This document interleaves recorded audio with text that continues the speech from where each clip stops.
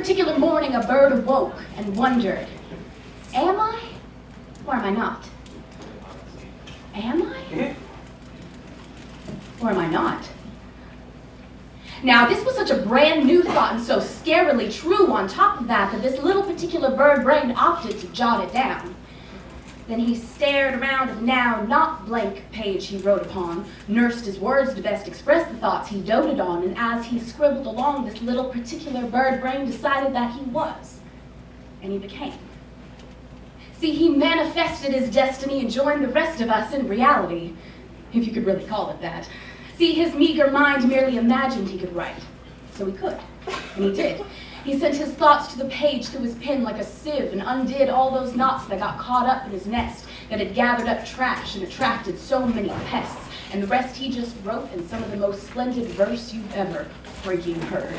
Every syllable, noun and verb, all considered and reconsidered by this brilliant bird. This bird brain deftly arranged letters on a page and placed them just so to ebb and flow like the bestest nest in the poetry.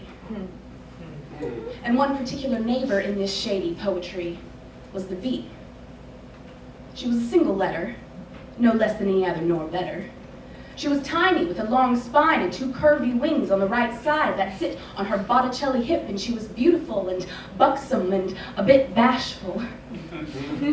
And one particular morning over tea, the bird politely suggested for the betterment of the bee that she take some time to open her eyes and see. He said, the world you know is so very tiny. This great 11 by 8 lined landscape that you call home is just a place where my thoughts can race and gallop apace and mate like horses. I have mad discourses and intercourses with underaged, underdeveloped ideas that awkwardly meet in the street of my mind, and then when time finally finds them lovers, they'll buy a nice home somewhere behind my eyes. And I'll mull them over, ponder, discover, and they'll live there the rest of their lives. And in old age, after consideration and reconsideration, they'll sleep in peace upon the page. Oh, it thrills and chills and makes my heart race as it beats with the heat of a hummingbird's pace, said the bird, who was in fact not a hummingbird, but a penguin. Because everyone knows penguins are the coolest birds around. And I don't want to hear a sound about penguins not living in trees.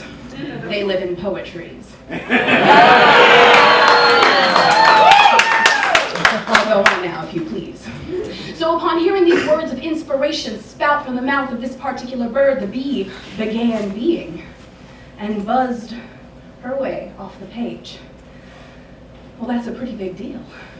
All of a sudden I can think and feel, and for the briefest of moments she lived, and then sourly left her legacy, secure in the leg of this particular bird.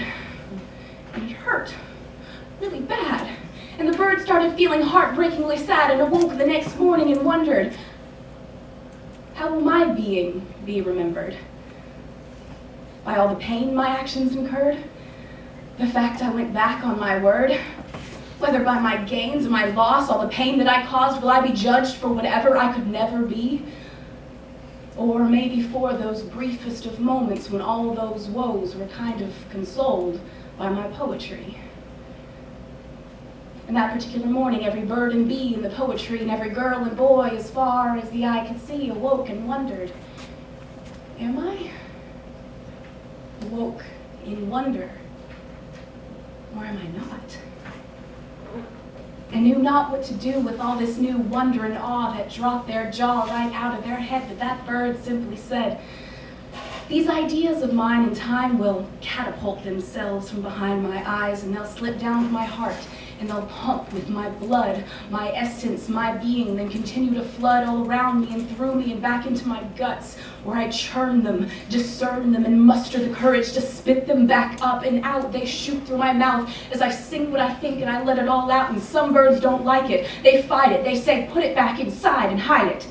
But I can't. No, I won't, because they come out on their own and no one can do anything about it. Thank you.